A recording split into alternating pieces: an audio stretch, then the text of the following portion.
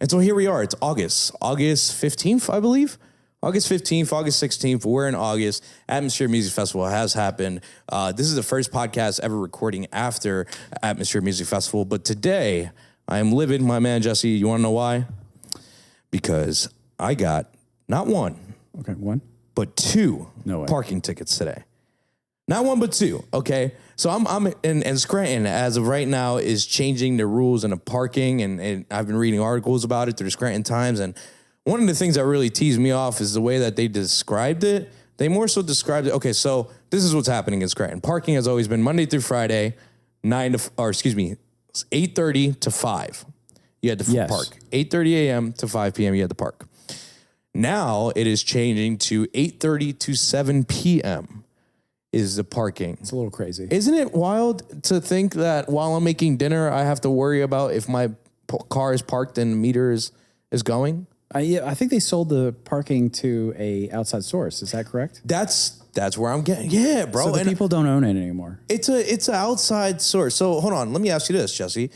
Okay. What type of crime are we stopping by having enforcement and parking? Well, we're getting politics. Yeah. Okay. No, this is a genuine question here. Like, this is just the attack on the people and the working man, okay? Yeah. Any ticket that has to be paid is a ticket against the working man. It's that simple. So. Yeah, very much so. Very much so. And I got a ticket today. How did you get two? That's my question. That's the problem. That's what I have a question for you. Go ahead. Did you take the ticket off your car? No. Oh. No. I have two vehicles. Got to leave them in there. I have my work vehicle and I have my personal vehicle. And so I take my work vehicle to work and I leave my personal vehicle on the road and I pay for the parking, so on and so forth. Sure. Every now and then I get right into work. Some days I'm ambitious and I really want to get started and I forget to pay my car. It's not often, but it happens. It happens. Okay. And so this morning at 9:46 a.m., I have received a parking violation ticket of $35. I'm like, okay, cool. I was expecting one because I remember midday. Oh, damn it! I didn't I didn't pay for parking. Mm-hmm. So then I get home and I see there's two tickets, and it is at 2:37 p.m. that they ticketed me once again on the same car. On the same car, same spot, hasn't moved. No one's taken the other ticket off the vehicle, so they already know I was ticketed. And typically, when I have gotten tickets in the past, it's only one and done. You know, it's not like they're gonna hit me twice. If you forgot to pay for parking, you forgot to pay for parking. So you left the ticket on there, and they put another ticket on there. Correct. I wasn't even aware that I had my first ticket. I was assuming that I had my first ticket. Then I came home and I saw this.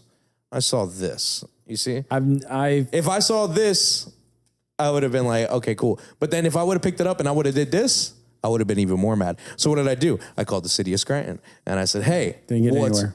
No, we're going to get somewhere. I got a call back scheduled on Monday. Okay. With the person that I need to talk to. I said, listen, I'll be honest with you. I'll pay the one ticket. I got no problem paying the one ticket because I've paid it before. I've effed up multiple times. You know, I've done it. But for them to ask me to pay for two on the same day is... Yes. That's what that is. You know, that's what that is. So we were talking about the Scranton Parking Association. They were describing it in the Time Tribune, describing it as a $15 million haircut. That's what it says verbatim. $15 million haircut. And I'm like, wow, if I got a haircut that was worth $15 million, I would be feeling extremely well about myself when I walk out that barbershop, right? Yeah. You know, you go to the barbershop, you get a haircut, you feel great. You paying for a $15 million haircut. You're feeling extraordinary. Now, to me, when I read that, I'm like, wow, they're really rubbing it in our face that this 2-hour increase is equivalent to a $15 million haircut. Yeah, so they're going to make $15 million. Correct. Off the working class of Scranton. Correct. Very much so. Burn it down. And it extends this contract of whoever they onboarded to stop the crime of parking, whatever that is.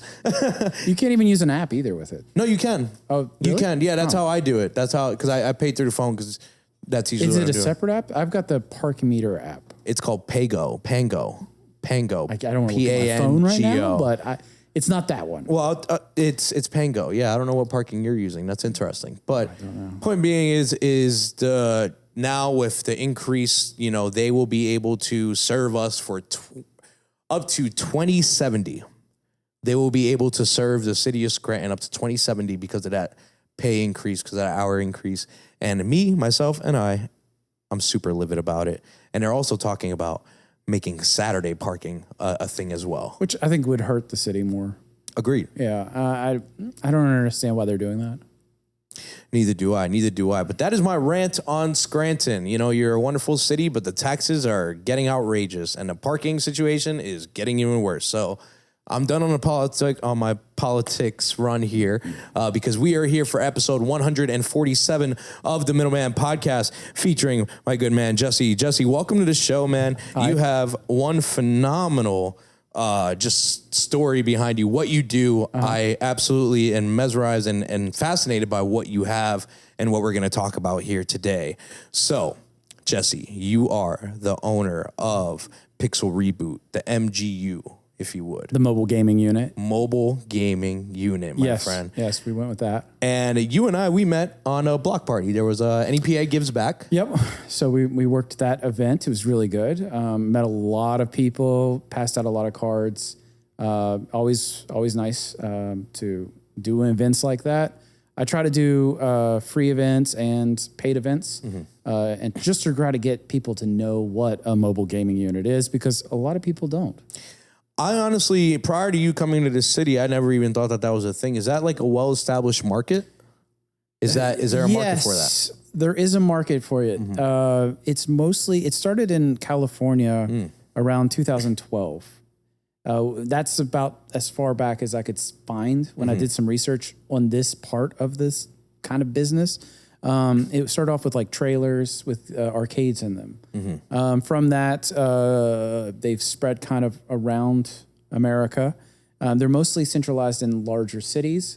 They work really well with people who don't have backyards or a lot of space, but still want to have their party at home. I didn't even know they existed until I somehow fell into the business. Well, let me ask you, what was your background prior to even getting into this business? So my background is advertising and marketing, with graphic design and studio art. So a lot of different things. And I moved to New York in 2014. From where, if you don't mind me asking? Hold on. 2008. From West Virginia. West Virginia. Country mama. Yep. Yeah. I grew up there. Had a great time. I graduated from a small but amazing school called Concord University. No one's ever heard of it. That's okay. It's a great school. Concord. Yes, let's go. And the reason I went there is it was between WU, Marshall, or Concord. You probably know those two schools. And at high school, I had to pick the third school to go to, I guess how you're going to pick your college. 1, 2, and 3, obviously, yep. I randomly chose Concord because of the airplane. Because of the airplane? The Concorde airplane. Okay. Supersonic passenger jet. And it was just kind of a joke, really. And I went to the seminar where you learn. It was me and another kid, 2 people. The WU Marshall had 30 kids, seniors all ready to go. And I decided to go there. And I knew no one at that college. And it was honestly a great time to redevelop my persona, my personality, and just retake on a new chapter. I always thought that was exciting. And that led me to, after I graduated, to do that again. So I went to Charleston, West Virginia, where I was working at a small boutique agency. It was really nice, but I hit the glass ceiling pretty quick. And I was like, okay, I need to move. I need to get out of here. I was trying for DC, eventually landed in New York. I worked at New York for a real estate company, and then left there about a year later and went into a large company that had about 80 restaurants in New York City. And this is actually important for where the truck came from. During that time, I did a lot of restaurants in Times Square. We worked with a lot of sign companies. I actually had multiple billboards hanging in Times Square that I designed, produced, and put up, which was pretty exciting. Awesome. To like be a kid from West Virginia and walk out and see this billboard. And I know how much the pricing is for these billboards. And I worked at that location for a long time. And eventually the restaurants, they weren't doing as well. A lot of them were fast food restaurants and things like that. And they were losing some of the leases. I don't know if you're familiar, but during the 2000s to 2018, there was a shrinkage of fast food. They were just seen as not very good for you, which, as you wish. That was when like that one thing, the McDonald's challenge, that one guy on the movie, you know what I'm talking about? That was a little bit earlier, but yes, where he ate McDonald's for 30 days Correct. and then died like 5 years later. Super Size Me. Yes. Super Good Size Me. movie. Good movie if you haven't seen it. So we did that, and I worked there for a while. Eventually that faded away, but I was able to continue working with them as a freelancer. So I always wanted to get into advertising in Times Square and controlling that. And that's a difficult thing. What do you mean by controlling that? Controlling that as in, so if you control the billboard, if you own the billboard, you're getting paid the money. Correct. Okay, so if you own the building and you have the billboard on the building, you make money from it. Therefore, you are in control. Exactly. I wanted to do that kind of advertising. It's a big one because each one of those buildings is like $52 million. And I can't do that. So I've always wanted to do advertising, and that led into some of the wants and creations of the mobile gaming unit. So that's where I was. So advertising. So you were just doing a lot of advertising and stuff like that. So then the mobile gaming unit came in because you wanted to basically try to advertise through the... I bridged the two gaps. Okay. During this time, me and three of my friends were doing online streaming. Correct. Okay, so we were streaming video Hybrid games. Havoc, My name's Hybrid Havoc. Havoc is a lot of my friends call me. Yeah. It was with Sugar Bubbles, Kablooey, and Marcus Drakis. Your basic Twitch page. We had fun. We played Minecraft. Some of the stuff was very fun. I enjoyed it. And one of the times, me and Kablooey were working on a kitchen. I own a property, and I had to redo the kitchen. And we were working on it, talking about how we can make our channel different than other people's. And he's like, well, streaming, how do you change that? And I thought, well, what's something that never changes in the stream? What's something that never changes in this podcast? The setting. The setting never changes. The location is always the same. Correct. So it's like, what if we put a studio in the truck and then we stream in wherever we want, out in the woods or Times Square? And we're like, that's a great idea, but how do we do that? And what's the cost? That's a big how. Like that is a monumental how. And so I had some experience in restaurants, so I understood about food trucks. And I was like, okay, well, let's go look at the price of buying just a truck. And what do you think a ML45 2006 model with about 100,000 miles on it work truck. A step van. I'm not good with vehicles because I don't even know how much mine costs, but I'm going to just spitball a number and it's probably way off. That's fine. I'm going to say like $6,000 to $8,000. Okay. That's right on. Hey, Amazing. the price is right. I thought that they were around 30,000. Because Okay. I didn't know. And so I started researching it. And I found out that they were around 12 to 14 on a good model. You can go down to 10 to 8 as well. And then I saw all these dealerships selling them for like 15 or 16,000. And I'm like, well, where are they getting them? So I did more investigating and found a website called govdeals.com. You can pay us for that, by the way. Govdeals.com. Okay. And they are an auction site that the government puts auctioned vehicles and all types of equipment, computers, everything you'd want on there. Man, we're like really giving them a commercial here. Wow, we really are. And so I set in the paperwork, which you have to do it because if you make a bid, you're legally responsible for that bid. And if you back out, you have to pay half of what it is. This is important. Okay, this is very dangerous. Oh. So it's a bidding site like eBay, but serious. Yes. So Here. yeah. Here.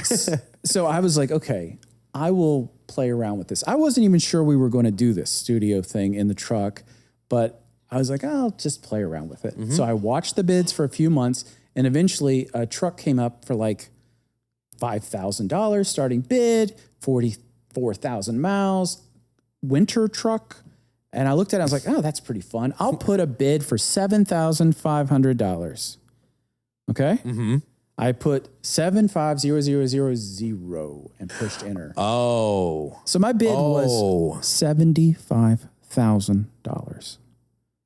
And the way this bid site works is the lowest bid stays there until the upper bid, another bid comes in, and then it price matches and adds $10 to $15 on top of that. I would never lose this bid, ever. No. Because no one's ever going to bid that much. No, especially with the starting price of being $6,000. Exactly. Wow. So I'm terrified right now. And the bid had 4 days to go. I could not get out of it. It was completely crazy.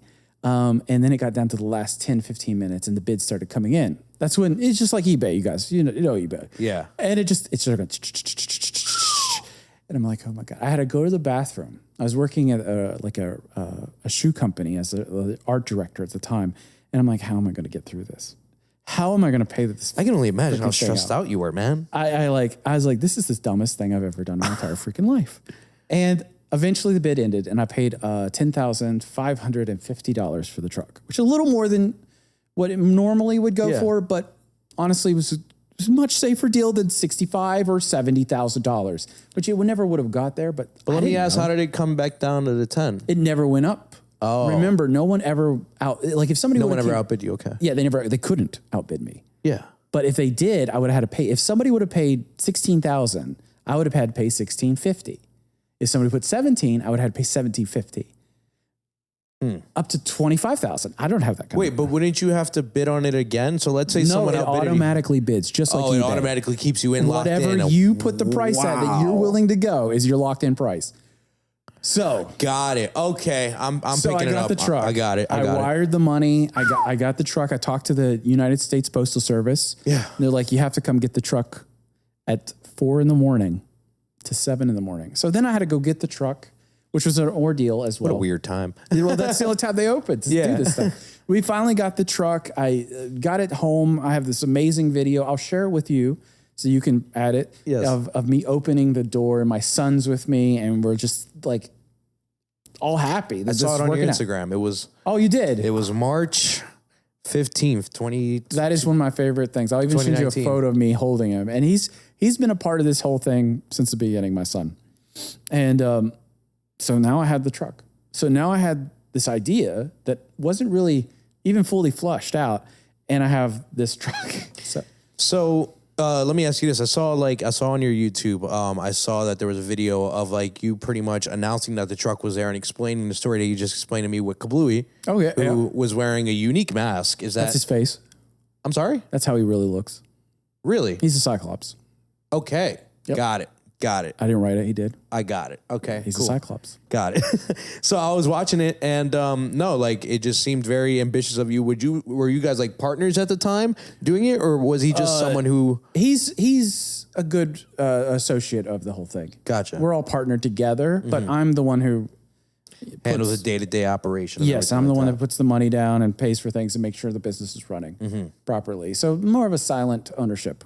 So after you bought the truck, you have this grand idea, and your gaming background prior to that, like, gaming computers, if you know someone with a gaming computer, they more often than not, they build it themselves. Yep. They get all the parts and we did that multiple times. We built multiple computers up to that point. And you've done that up to that point for yourself. Yeah. Because you were already gaming and streaming heavily on your own time. We were, yeah. And we would team up. We did, most of it was all online because we were all in different locations. But the combination of the truck and building it out was really exciting. So then started the build process. And the way this tied into advertising is I thought, well, if I have the truck and I'm going to stream in Times Square, which was the goal at the time, then I can do banners on the side of the truck. And on the top TVs of the doors that I'll eventually put in, I'll have screens to sell those as well. And then we can market to G Fuel or New York Life and have people stop and interact with us, and we could sell them products without them even knowing it. And this has all been proven. We did this. So I started building the truck, which took about an entire year, about 2019. All summer, every weekend, I put 16 hours into it. I had to learn how to wire solar powered because you can't run a generator in Times Square. You just can't. You can't have propane in Times Square because you'd have to have the FD fire department come there each day you were there and relight it for like $200, $300. Wow. Yeah. So I went solar for that reason. So we did the panels on the top, we did the wiring for the batteries, and then we started laying out I started laying out the woodwork. It had, you didn't see it, but it has gaming chairs that we put inside of it for this time. I did see on your videos. Oh, great. Yeah, I did see on the videos. And it has cameras all around it. And so around the end of 2019, we finished the truck. I finished it. We also did a real quick trip up to Canada for Warframe, which is one of our big sponsors. And I no longer stream Warframe, and I'm no longer a partner with them, but that is an amazing game. DE, the publishers of it, are amazing people. Shout out to them. Just wonderful. Now, let me ask you this. Were you just that good at gaming that they knew you prior to you even purchasing the truck? No, we built a relationship. We were pulling in a good amount of numbers in streaming to the point where we could get our claws into gaming companies. And that was one of the other reasons I thought that this would work out, is because we could market their games in Times Square. We reach out to like Call of Duty 3 when it was coming out, or I don't know which one it was. I think it was Call of Duty 3. And I mocked up the truck to look ready to go, and I sent it to them. But, you know, it's hard to get into that market. Yeah, I was being extremely ambitious with this idea. And without the like connections, that was what I was missing. Hey, but you don't know if you don't ask. I mean, exactly. And I'm always one to go for that.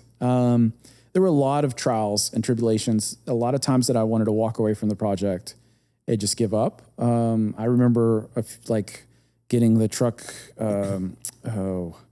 inspected was difficult. I had to do new tires. I can only imagine, yeah. Yeah, just the wiring was difficult. Dealing with a lot of the, like, when we drove up to Canada on the way back, it was me and Kablooey, the monitors we used plastic piping to hold the monitors. On the outside of the truck? On the inside. Okay, on the inside. The monitors. And the vibrations of the truck disintegrated the plastic. So I would have never guessed that. Wow. So we had to rebuild everything. You know, a lot of the things we had to tear down, to rebuild, to make, not only are we dealing with computers that had to be cooled, we had to run cooling lines, we had to build materials that could handle high vibrations, extreme heats. The truck can get up to 110 degrees in there. It does get hot. It does. And that was a very cool day.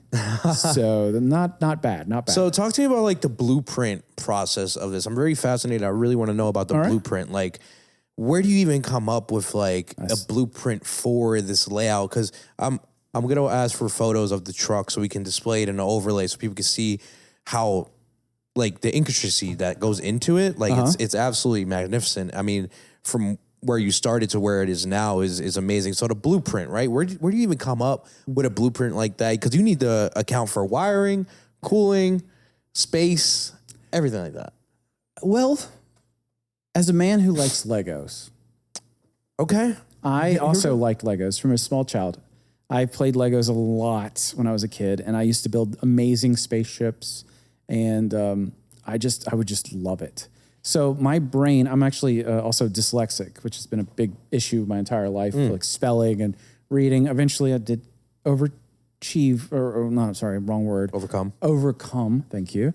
The problem I had. And it's really kind of like given me this ability to visualize things in a 3D space in my mind and build it all out in my brain. That's awesome. I love it. Keep going. I love hearing how people think. It's good. So like I can literally take the truck, spin it around in my head, and place things inside of it, and then I would just sketch it on a paper. I have the original sketch for the original drawing. Ooh. Then I took the sketch, took it into Illustrator, and built out what I thought was right. Then as the process of building the truck occurred, there were hiccups, like they cut the doors too big. They were bigger than I expected. I had to change the design to fit that. The batteries, the first layout I did didn't work. So I had to redo it. The vibrations causing the monitors to fall off, had to fix that. Did you ever like seek outside like sources to kind of help you? So we had to get the doors cut out. Okay. That's something I couldn't do. That's aluminum work. And they cut the doors out, and then they sent me a screenshot. I was like, is this how big you wanted them? I'm like, it doesn't matter. Don't even ask me. You've already cut the doors out. So it's like stuff like that. And I'm like, I'm paying you guys to put a door in it. You put a big door in it, I guess. So I started researching into like a lot of the YouTube channels that do, van life. Remember when that was really yeah. popular? Yeah. So I did a lot of that. I studied what they were doing. In my background, I have a lot of carpentry skills where I own some properties in Jersey City and I do all my own work there, doing kitchen redesigns and building walls. So all the trucks built out of that knowledge. So this was like a combination of all my skills up to that point being poured into this one piece. What a unique niche for you to be able to put that all in together. It was looking back at it, it was an amazing time to build it. And my son was with, I have videos of me and him working together on it. It was just a lot of fun. I had the community, the little street that I live in. They were all very excited about it. They let me park in one of the parking lots for a little bit while I was working on it. And I shout out to them for that. That was super helpful. I couldn't have done it. I built this on the streets of Jersey City. Yeah. So it's just insane. That is kind of crazy, especially given the equipment that you are putting in that truck. Yeah. And the expense that all that costs. To just leave it outside is something that. Well, we did get robbed once. Yeah. Well, during the building process? No, after. But after. Let's touch base on that. I will. I want to hear that. So 2019. Yes. The build is done. Correct. It's working to the point where we can live stream from it. The power is running almost like 50%. Don't go below 60%. And I decide, you know what? It's almost the end of the year. I had some streamers locked in for the last, for a New York stream on, I think it was October 30 something. I was like, I'm going to do a tour of October 2019. And I drove to 5 different states. We did a lot of different streams at like local comic book stores. I met with some of my friends who are comic book artists. Yeah. We went to Concord for their homecoming. It was really exciting. Got to hang out with my friends. That's awesome. They got to see what I was building. Circled back up to Pittsburgh, hung out with a great artist, and then back to New York for one of the first streams that we had in the city with a streamer called Big Mac. Sadly, he passed away. So right after that, it was 2019, put the truck away for the winter, and we had I had all these great ideas, had the contacts ready to go, marketing plans, strategies for selling the ads, and then COVID. And then COVID happened. Yeah. So as soon as COVID happened, which that's why Big Mac passed away, all of my sponsors, everyone I was talking to, completely pulled the budgets. They said, we don't have experimental advertisement money. And that is extreme experimental advertising budget.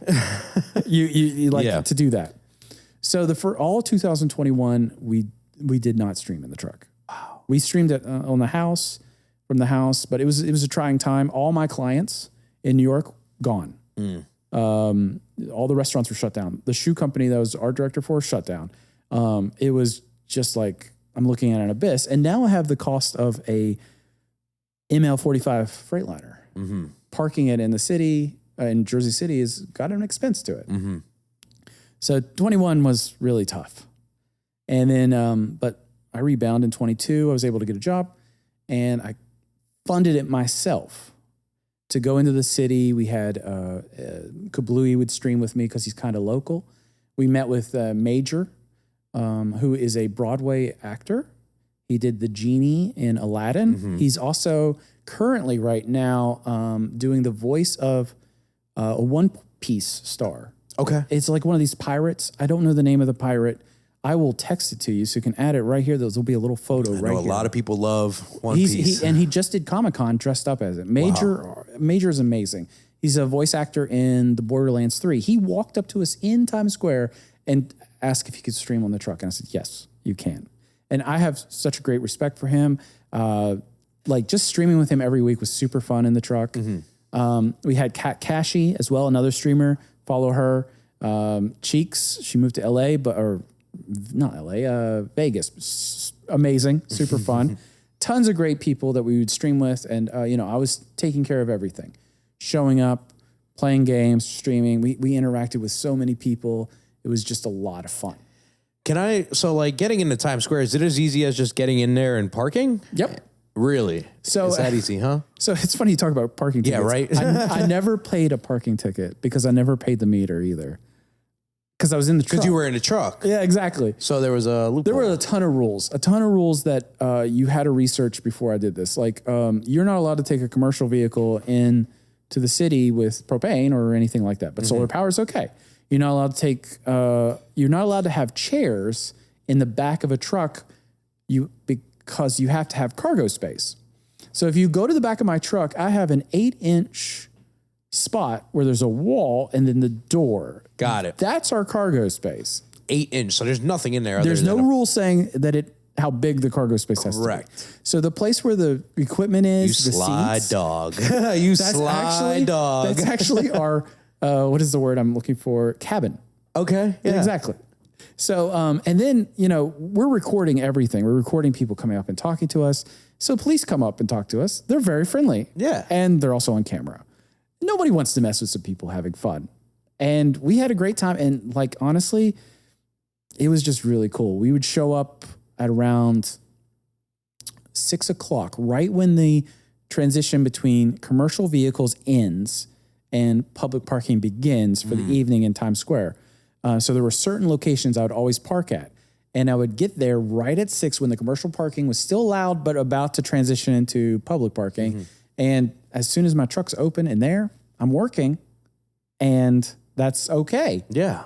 And so we would just be there. I never had any issues, knock on wood. Hopefully we can do it again and I never have a problem. That's awesome. Some of the things that did change though over the time is Times Square did remove some roads. So we were almost center Times Square at certain points, but they removed the roads and pushed us farther and farther back. It's like such a full circle moment for you, man. Thinking about it because of the billboards that are all around you. You're staring at them. You're looking at them. But I just couldn't get the clients. Yeah. Wow.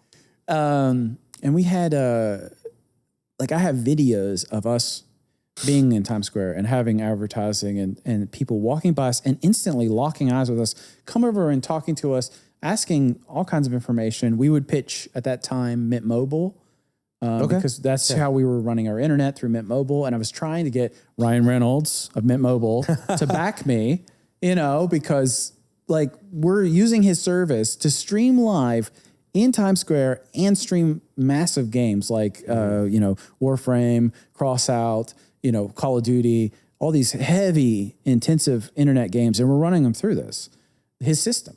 Yeah. And all these people also with cell phones are coming in and checking it out. So we'd be like, hey, you should check out Mint Mobile. That's how we stream. And they wouldn't know they were being sold a product because they would ask the questions and we share it. We would also share the games.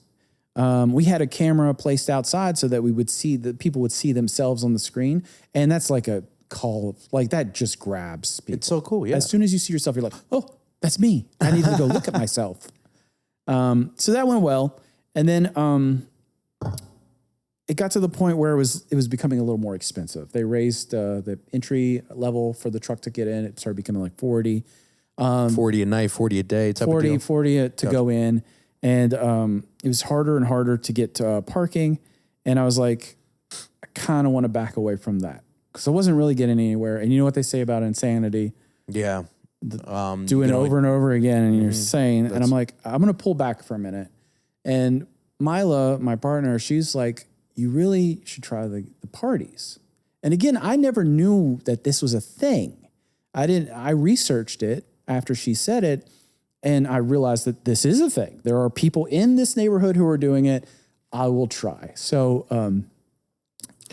before we transition into that, I want to ask, like maybe some of your best streaming experiences. Maybe care to share a story. Oh, yeah. I would love to hear one of your top-notch stories, and then maybe even because I know you and I had spoken about the potentiality of me joining you in a stream here in downtown. And I was asking you some questions about, the streaming and how it goes. And, it could be positive, it could be negative, but sometimes the people outside, you just don't know who you're going to get and what they're going to holler and bark at you at, So I definitely want to hear one of your best experiences streaming, whether it be in Times Square or wherever the case may be. And then maybe one of the times that wasn't so pleasant. You have to have thick skin.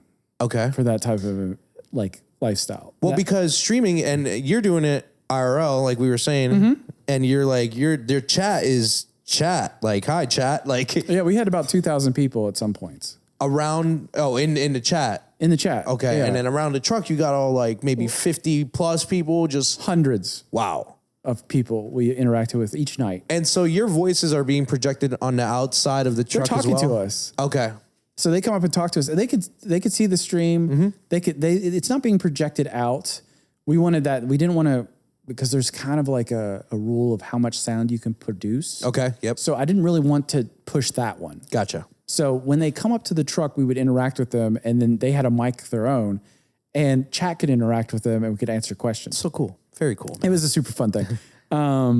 Some of the greatest things where we would park in front of, we would guerrilla warfare it and park in front of Comic-Con.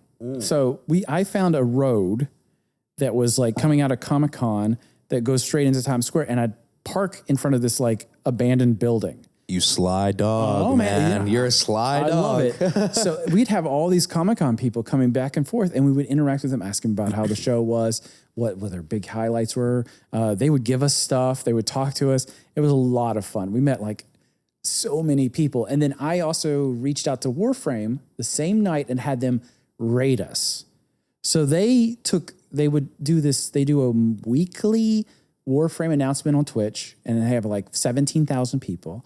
And then they rated us with 17,000 people while we were in front of all these people. And it was literally insane. And that's the potential. Now we've got all these people watching us, and our attention rate that night was, usually it drops down to 100, 300. We kept about 3,000 of those people. Wow. At the end, it was about 2,000, because the interactions we were having online was so amazing. They didn't care about our gameplay. They were just interacted with look at that person who's dressed like Sonic. Look at that person who's dressed and I think we met this guy that looked just like Keanu Reeves. Okay. Yeah. Like, I thought it was him. I looked up real quick. I was like, he was dressed like, what's the movie he's very famous for? John Wick. Yeah. And he was like 3 other of them. Yeah. There were 3 of them. And the one was like, that is John Wick. And he's on Instagram as well. Solid dude.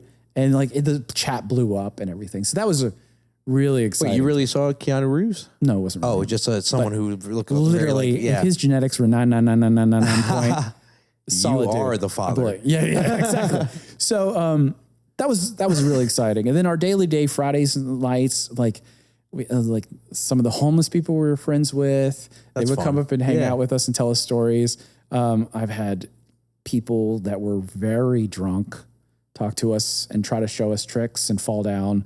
I've had skateboarders. I had a skateboarder that was amazing. Like, I think he was a model, and he was doing like skateboarding stuff. Like 1 million people on Instagram. And he was just out there skateboarding, having a great time. And we like chilled out and had a good time.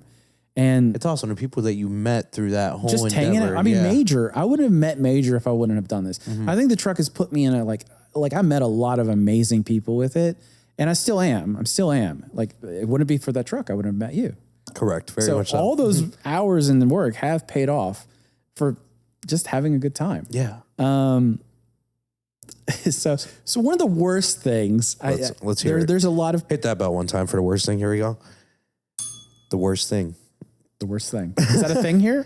Yeah. The worst thing. We just hit the bell whenever there's a statement that needs to be made. I've had people like the age of 17 to 24 pack of males was always the hardest to deal with. That's Michael right now. That's you.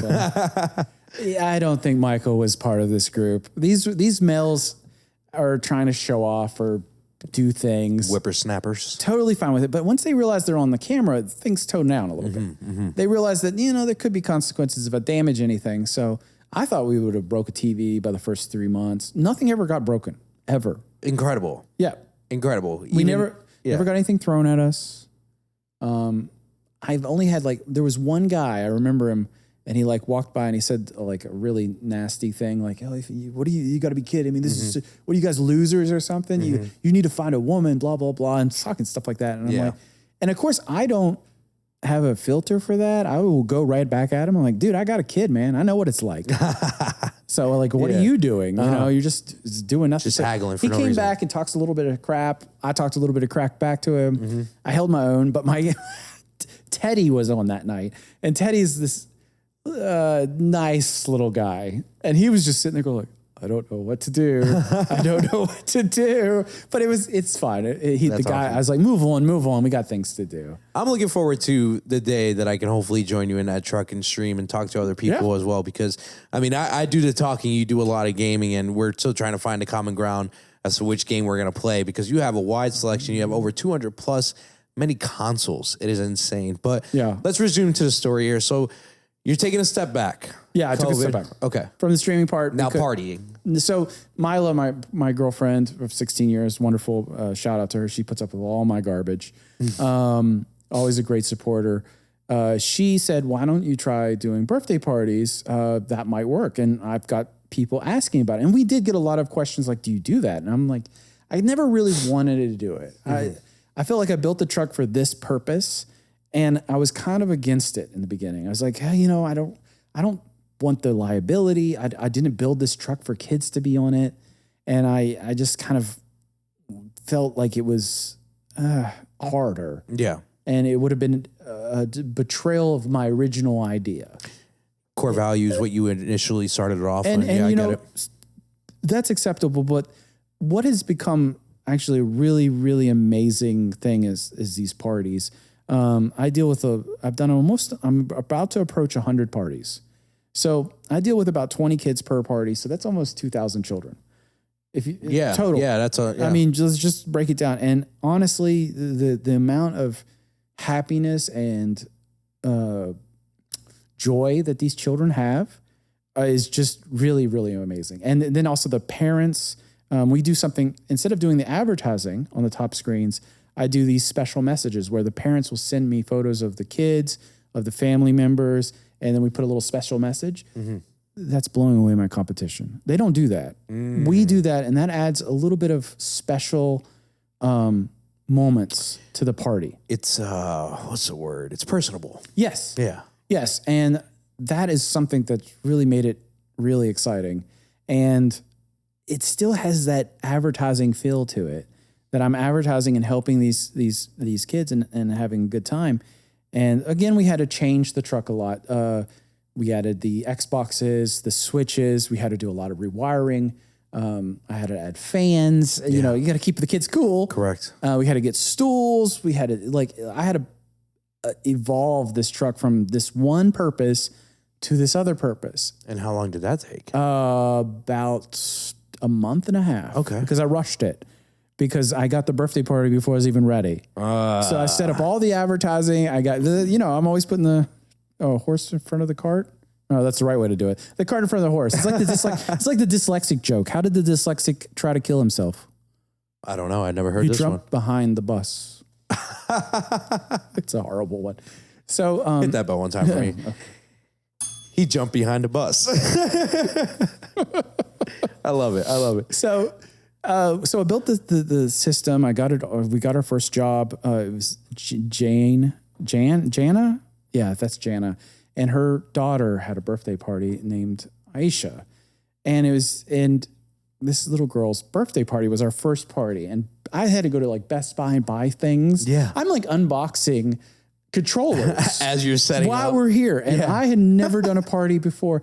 And the truck can max out at around 16 to 18 kids. Yep.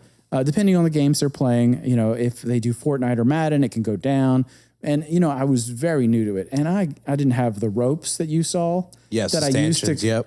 Those are really important to kind of keep the kids back. And this first party had 24 children at the age range of 5 to 14. And that's a wide range. It's a wide range. And then also the adults wanted to play Madden and 2K. And so that's awesome. It was That's awesome. great. I'm glad that everyone got to enjoy it. Trial by fire, sir. Trial by fire. This was in baptism by fire. Yes. Right? Yeah. Trial by fire, baptism by fire. They went, and she wanted 3 hours. She added an extra hour, and I'm like sitting there, this is insane. It was insane. And you didn't even have a test run. You're literally in it. This is the first You're party. in it to win it right now. And by the way, we still had the gaming chairs inside of it instead of the little stools that I have now. So now I don't even have half the space for these kids. It was crazy. But at the end of the night, the children loved it. I've been invited back to that party 3 years straight now. 3 years. W retained. 3 years. And every year I try to do better by her. I keep my price for her. I haven't changed it at all. She's paying the original price which was very low compared to what other people are charging. It's just amazing. And what saved me? We have this black board on the side of the building behind the gaming stuff. Okay. And I used to put like markings on like when we get a sub or a follower, we'd put their name on the thing while we're streaming. And these little girls got all the markers and started drawing on it. So I had girls drawing on it, kids playing Smash Bros, Mario Kart over here, Madden outside. One Xbox chose not to work. Eventually got it to do something, but like not the red rings of death. No. I'm surprised those machines haven't broken yet. Honestly, we've put them through a lot. Well, I see how you have them displayed on the outside. They're sitting on the outside. I haven't even seen your truck broken down. Do you like flip them inwards? They come off. So there's these two holes and two hooks on the bottom of this is all pre-built, built after the streaming, it became a gaming truck. I had to get the Xboxes out there somehow. And I built a Xbox box. Yeah. A carrier for it. Literally. Yeah. And so that's what they are. And I built them so they could be upgraded. So there's two Xboxes per box. You say that twice. And then you could run the wires up to the top screen. You could have multiple games, but I have not got to that point yet. That would be insane. But after that party, I went back home. It was a really good experience. They were happy. I also took photos of the party afterwards because when you have kids and you're at a birthday party and you're the parent, one of the things that you never do is you can't get a photo of your kids because you're taking the photos. So I made sure to take photos with the camera, with my cell phone. And then at the end, I sent her all the photos I took. And she was like, this is amazing. Not only did she get a gaming truck, but she got a personal feel, like it got all the her kid's birthday party photos on the top of the screen. I did that by that point. And then I sent her photos of the party, and she had an amazing time. From that party, I got 3 more parties. And that seems that was my next question was how do you go about getting a clientele and stuff? Clientele is difficult for a few reasons. It is a known thing. Like gaming trucks are known, but it is difficult for people who don't know about them to learn about them. So they think that's why you're here. Yeah, to learn.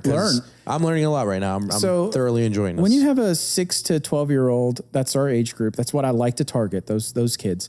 I don't need to target them with Google ads or whatnot. I need to target 28 to 42-year-old women. Very rarely do I get calls from dads. I have, but it's like 2. Yeah, I could think of. Far and few in between. Yeah, they want their the ads need to target those type of women. So we've set that up. We have Google ads running in that way. I try a lot of different things like going to free events, like the National Night Out here in Dunmore. I did. Thank you for your help, by the way. I really appreciate it. You showed up at the right time. And then I do the National Night Out in Jersey City. Shout out to the JCPD. And then also do a few free events for like the Cancer Society, American Cancer Society. I did work for a bunch of other groups where they're just free parties. But from those free parties, I would get three other contacts. Usually out of those 3, I'd get 2 parties. And that kind of snowballs. Every time I get a new party, I get 2 or 3 more. That's why in Jersey, I went from 16 parties to 25 over a year period. That's a double. Yeah. Now that I'm opening up in Scranton, I did the National Night PA. I got a really nice gig with one of the schools here prior to that. And then your event, Atmosphere was really nice. I met some people Thank you for being there. Hey, it was my pleasure. Glad to see artists in there. I was glad I did see Gus the Savage and Dallas in there. They were playing Super Smash Bros. And I was glad to see them in there. They had a great time. Good. And then the National Night Out. Those are my free events that I've done this year. And I can tell you that I've probably made really good contacts, and I've got the idea into the public. So while this is all going on, I also bought a billboard here in Dunmore and up at Dixon City. I put a unique number to that billboard too. It's not the number from my phone or that other phone. It's a number to a system that would ring on my phone, but it's trackable at that point. Okay. I haven't got a single call from it. That's because it is a billboard. People see it. They still don't get it. Correct. Like gaming truck. I don't know what that is. So how do we bridge the gap? What's your idea here? Okay. How do How do we bridge the gap? How do we get people to really understand? I mean, I think what you're doing as far as being out in those free events, word of mouth, I think it's just people need to know about it. That's what it is. Exactly what it is. And so you originally, what's your zone? How far do you travel? What is? So I just moved to Dunmore, which is Scranton. Scranton. Good one. Preach. I listen. About a year ago. And the reason I did that is on a side note, during all of this that's going on, all these transitions, buildings, my father had a spinal issue where they fused together and he was paraplegic. And he was living with me at my house in Jersey City. That wasn't working. We got him better. He's great now. But I was like, there's no way we're going to have you guys living on the second floor. So I started looking for houses and I slowly got destroyed by the market to the point where I ended up in Scranton, Pennsylvania. Scranton. No offense, but you could have asked me, where is Scranton on a map? And I would not know. And you know what? I'm really happy I'm here. Good. I like this community. I think there's a lot of potential here for a lot of growth. I see a lot of young people doing a lot of amazing things, like yourself. Thank you. And I really want to be a part of that. So I feel like this community is really a great place for me to be. With that said, I opened a Yelp account, a Google Ads account for this area. And then, so I have 2 business accounts and I run back and forth between New York and Scranton on 360 and I-80. So that is my zone. All the way to Queens, all the way to Scranton. Wow. That is a wide zone to travel, man. That's okay.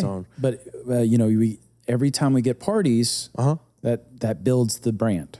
What is the most fulfilling thing for you while hosting these parties and, just delivering for your customer? What's most fulfilling for you? Oh, well, I mean, getting callbacks from the same person year after year is always really nice. I try to get a gift for a kid. I get her a gift every year. So, because I mean, why not? I know these children now. How important, like how big of a role has your son played in this entire Well, he's my process? game tester. Every time I get a game, he tests it. And then he also has to make sure the Xboxes are up to date. Which he doesn't do a very good job at, I'll be honest with you. But he has a good time. He's really excited about it.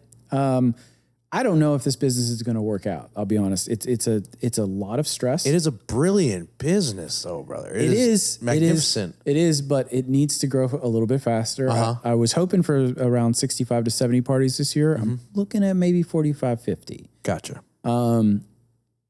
If it continues that way, we'll probably be pretty good. I'm not going to sell it and shut down shop right now, but he really wants to take it over. He's like, oh, well, I can run the gaming trucks. I can only imagine. Yeah, he's helped build it. He's helped you he's helped you as he grows. He's seen all the stresses. He's seen everything, and he has a true appreciation for that truck. He does. So we'll see. We'll see how it goes. We'll see. Well, with that being said, let's tune into Tea Time, not brought to you by, but inspired by Arizona Iced Tea, and then we'll continue this conversation. So cheers, my friend. I like to shake mine up.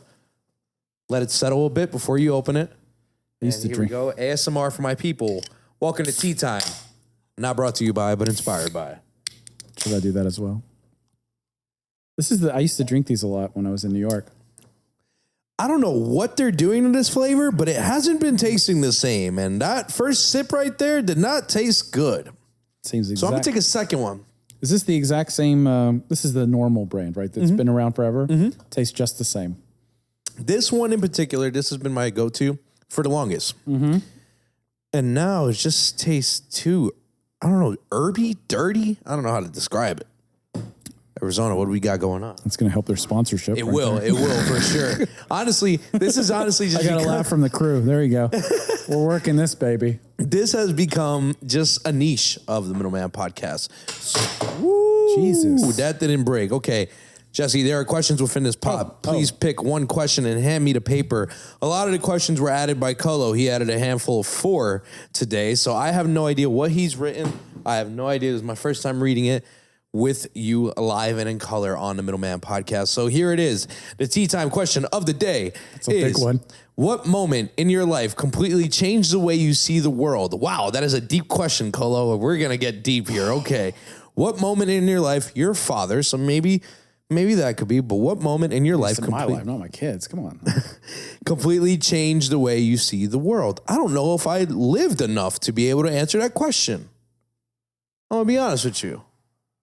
It's a lot of times. Well, that's a tough one. That is a tough one, and I completely changed. I got it for you. I'm going to share one of the many. Let's hear it. Okay, so it's a little. It's kind of a sad story, really. Sadness. We have napkins and tissues. Well, I'm not going to cry. I've been through it. So when I was in third grade, my mom had a lot of difficulties understanding why I was having problems with school. It was a difficult time. I was questioning a lot of what's happening because the other kids were succeeding and I was not. Mm-hmm. I was doing good in math, but I just could not read at all. It just wasn't working out, couldn't spell, and just felt like a complete failure. So that year of third grade, I knew I was going to fail. Like everyone knew that I was going to get held back. The teachers knew. That's not a good feeling. Well, it was, I accepted it. I was like, okay, this is going to happen. And, you know, in that school of the time, you know, bullying occurred a lot too. So it was a very difficult time. And I also lashed out at a lot of kids because I was probably feeling a little bit like, you know, are they better than me or like, why? I mean, I'm tough. I can handle this, but I can't read. So like I got into some fights on the buses. I got in a lot of trouble. And I was running around with a crowd that weren't really the best at that age to be with. And because I know where they went. You understand what I'm saying? Yeah, I got you. So like one time the kids ran by me and locked me into a locker. Okay. And shut the door behind me. I couldn't get out. This is some like actual TV movies. Sure. I'm telling you. So they put me in there and then a teacher, like the hallway cleared out. I'm like pounding the door. Please get me out. Please get me out. And the teacher eventually came and her name was Miss Rule. All right. So she got me out. She said, what's going on? I'm like, some kids pushed me in the locker. I don't know. It was a very, very touching story. I mean, I was very upset. So she put me in class and then the semester ended. I was failed and I was going to do third grade. Mm-hmm. And it was very difficult that day. I cried and, you know, all these kids are happy. They're moving on. And I'm like, I have to do this again. I didn't like my teacher. I'm not going to see my friends. The questions were coming like, what's going to happen? I cried all the way home. And the summer happened, blah, blah, blah. The next year I started third grade again. And the teacher I had was Miss Rule. Mm-hmm. She was amazing. She helped me through a lot of stuff. She really put the effort that I needed at that age. I was also older now and more confident because I was bigger. Mm-hmm. You know, you're bigger, then you're going to be a little more confident. Yep. And she helped me through a lot. And then I made new friends. And these new friends were more they were more focused on different things than the kids I was running with at the time. So again, that's when I met my best friend. And he became a CPA, really nice guy, super smart. And he's helped me through my entire life. So by having that really, really bad time, I was able, well, I didn't do it, but life put me in a better situation. And Miss Rule is amazing. Interesting. I met her, her daughter eventually became one of my good friends, and she went to Concord College as well. That's cool. Wow. How about that? We were friends for many years. Is Miss Rule still around? She passed about 6 to 10 years ago. I went to her funeral. What a monumental person that was. Amazing person. And so that I think was one of the biggest stepping stones in my life. That was a point that you can look at and be like, the person who was here and the person who is here in the timeline are now completely different. And honestly, I think that was for the better. That is a great story. I like that. I'm still trying to think of mine, and I don't know if I don't know if I've done enough living for me to. Well, I was only 8 when this happened. True. Very true. But like my life, in my opinion, like it was very routine. I kind of knew what was going on. I kind of knew what I had to do. I grew up with a single mother, and she was raising 3 boys. So my lifestyle growing up was we were home alone a lot overnight. She worked overnight, stuff like that. Sure. But to sit here and think about a moment that would make me, because I could see how it changed the way you viewed the world, because you felt enlightened and you felt much more confident. And, I think the people that were surrounding you the second go around just really helped you understand that there are good people in this world who want to help you and bring you to where you should be. And gave me the time to mature as well. Correct. And I'm just trying to think that is, I don't want to be similar to you, but I do have a similar coach who kind of just the way that he was extremely, he was there for my family. Okay. So I just mentioned single mom, 3 boys. Yep. My older brother and I, we wrestled, and his name is Mr. Tom Sikowski. He passed away, Coach T. And just his generosity and how nice he was to my family. And he knew my mother's situation. He had paid for my older brother and I to go to a off-season tournament. He had picked us up, brought us to the tournament, fed us, brought us back home. He even taught my older brother how to drive stick. He was in high school at that age. Yeah. We're in high school at that point. And, that man, him as a person, he really, for my family, did a lot. And, I could just sit here and tell stories about him. And when he passed, man, I was devastated, absolutely devastated. Because his wife was pregnant with his daughter. No. Yeah. And it's a lot, man. But, there's a kindness in the world, and there are some great people. And I'm glad that teachers like that do exist and are around, because they're very important. And yes. they all have to stretch that hand. Who knows how many people she helped, but that has stories about her. She was a wonderful teacher, as I'm sure Mr. T was for you. Agreed. Very much so. So with that being said, Colo, that was a phenomenal question. Thank you for that. That was tea time, not brought to you by, but inspired by Arizona IC. Cheers, Jesse. We're having a great time here. That's right. Yeah, I had the pleasure of helping you in I dragged you into that one. Night out in Dunmore, which I've always heard about these night outs. I've never been to one, but that was my first ever night out experience. National night out. And it was a really wild experience. There were... Dunmore can do it. Yeah, they go hard. I did the JCPD National Night Out the week before, and it was nothing compared to the Dunmore DP. Did you see DCC? Did you see that they had DDC? Is that what it is? Where we were, it was the DCC, the Dunmore Community Center. Okay, got it. DCC. Did you see the foam bubbles and a DJ out there? I did. I saw those later on. They had SWAT team. They had a chopper land on a baseball field. They had fire trucks, and then they had a Toyota that I thought they were going to light on fire. That I thought they were going to light on fire and put out, but no, they just used the jaws of life and tore it apart, made it a convertible. Engine still runs if you want it. It's cheap. Go bid for it on GovDeals.com? Gov.deals.com. GovDeals.com. GovDeals.com. I don't think it's there. It's already gone. That's where that Somebody car bid is. $75,000 for it. It's gone. But yeah, I had the pleasure of helping you in that event. And wow, man, once the people knew that you were there, once the children knew you were there, once they heard the word free. Yeah. Yes, that's a big deal. They came in waves, man. They came in waves. And you had, you strategically,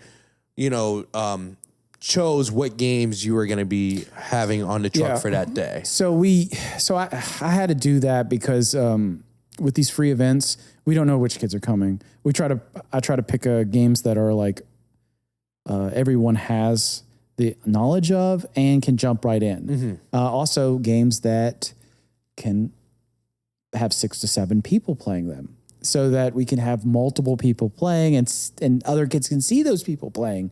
I don't want a truck with 2 people playing one game. I want a truck with 6 people playing, 2 people dancing, and 8 people inside.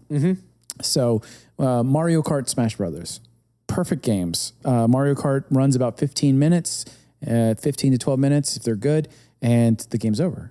Smash Bros can run as long as it can. So I do a timer, put the kids in, and I run them back and forth.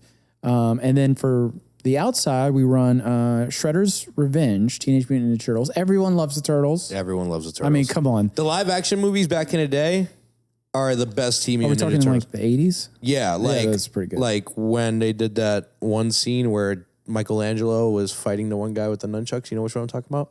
Where they were doing a dance off. I don't. It's a very it's a great scene. I think that might be the second one where they like don't use weapons anymore.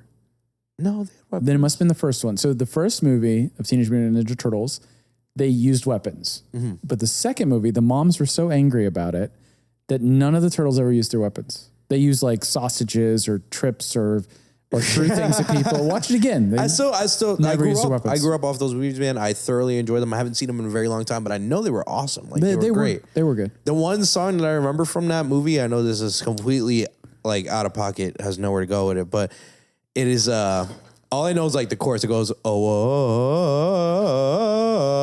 do you know what I'm talking about? Is it the one with what Ice Baby's in it? Who's the singer? Ice Baby? Vanilla Ice is in that. Vanilla Ice, yeah. Vanilla Ice is in that, thank you. Is in Turtles 2. Shell Shock, maybe? I don't remember. God. Great movie. The channel, what is it? The chat is yelling at me right now. What's wrong with you? Such great movies, man. But no, I thoroughly enjoyed that experience of helping you there because we had Dance Dance Revolution, we had Mario Kart, Super Smash Bros, Team Mutant Ninja Turtles. Shredder's Revenge. Honestly, the way you just put it, I see that you word it in a way to grab the children's attention. It's easier to just say Turtles. Yep. Rather than Team Mutant Ninja Turtles. Yeah, Turtles. Da-da-da-da-da. Yep. You say Turtles, like, I like Turtles. And exactly. Like, Turtles, here you go. Yep, perfect. And put them right in. And then that locks them into the position. They have the fun. They can choose to go from Turtles to other games, and then we can move out. Now, what happens when that happens? Their parents are stuck.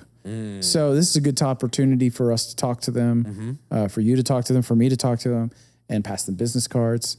And be like, hey, we do birthday parties, events, social organizations, group channels, blah, blah, blah, blah, office parties. Because all these people have jobs. All these people have, kids' birthday parties coming up. Mm-hmm. And from that event in Dunmore, I know I'll probably get 2 calls. One in December. Which we can do. She swore by it. yeah, and I'm totally game with it. And then I'm sure I'll get another one. The one in JCPD, I got a job that night for next Thursday at a school. Schools are extremely important in this business.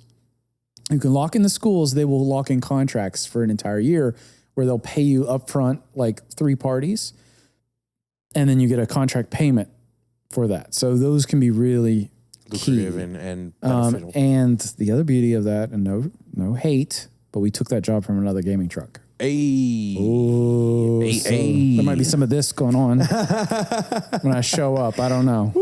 I like it, man. I like it. Well, Jesse, dude, we could talk for hours, man. I have so much more things. I love your stories. I love everything that I'm hearing about this truck. It is quite the experience to be in it, just to see it. If you see him around, make sure you stop. You have a conversation with Jesse, and he'll gladly show you the inside and everything that you can do there.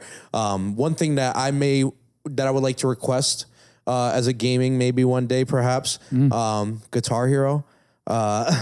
If you can supply the equipment, brother, yeah, I got you. I'll find some guitars. I got Rock Band. I actually do. You want to do a Rock Band concert in Scranton? Man, heck yeah! By the food truck down here in the place, you got it. We could give people we would kill if we had karaoke there. Like absolutely, I can make it happen. That would be legendary, man. But I thoroughly enjoy your knowledge, man. You have a great presentation. What you do is unlike anything that I've ever seen in my entire life, man. And I definitely. I appreciate you and I appreciate your time, man. But before we get off the air, I'd like to give you the floor. So if there's anything that you like to say to the people watching at home, this is the time. The floor is yours. Oh, now the pressure's on. I put you on the spot, brother. Okay, well, thank you very much for coming to the National Night Out last Tuesday. I don't think I could have pulled it off as well without you there. I underestimated the crowd of kids. So this guy's got the talent to lock down the mobile gaming unit and to run the show. So that's really nice. Thank you, man. They had people asking me like, oh, how long have you been doing this? I was like, today's my first day. We're figuring it out. Which is great. And, I really, really just want to say that sometimes when you're following a dream or an ambition, somebody might come up to you and tell you, hey, that's great that you're doing that. But have you tried something with that in a different direction? And sometimes you have to quiet your voice and look at them and be like, hey, that's not a bad idea. Let me look into that a little bit more, because I could have started this gaming stuff about 2 years earlier if I would have listened to somebody. And I chose to kind of hold back and continue pushing forward when something wasn't working. So sometimes when you're doing something, remember to listen to the voices around you, give them the time and to internalize it, and then see if it's something you want to do. Don't just say, that's not what I want to do. And I think that's really important to learn from. You can apply that to anything you do. Mm-hmm. Agreed. Well said, man. Well said. Well, Jesse, it was a pleasure. Thank you very much. Thank you. You guys, make sure you check him out at Pixel Reboot. Check out his website. Check out his Instagram. Check out his YouTube that was popping. It's Twitch too. Yeah, and Twitch. You know what? I'm planning on getting back into it. Revitalize it. Yeah, I mean, we could do it. I'm excited, man. As I mentioned, I do actually know I'm not much of a PC gamer, but I am a talker. So that's perfect. I know PC gamers who I could connect you with, and Let's do it. I could just talk, and we'll get it done, man. But regardless, I'm happy to give you a helping hand. I'm happy to have this relationship because you and I, we've met on multiple occasions, even just for a cup of coffee, man. And you're well-rounded, all around a great dude. You met my son. I forgot. I have met your son. Yes, Yeah. correct. He's a good guy. He's in Brazil right now. Oh, you do travel a lot too, man. I'm glad for you, man. But with that being said, everyone, thank you for watching. I am the man in the middle, Kevin Martinez, signing out. Peace.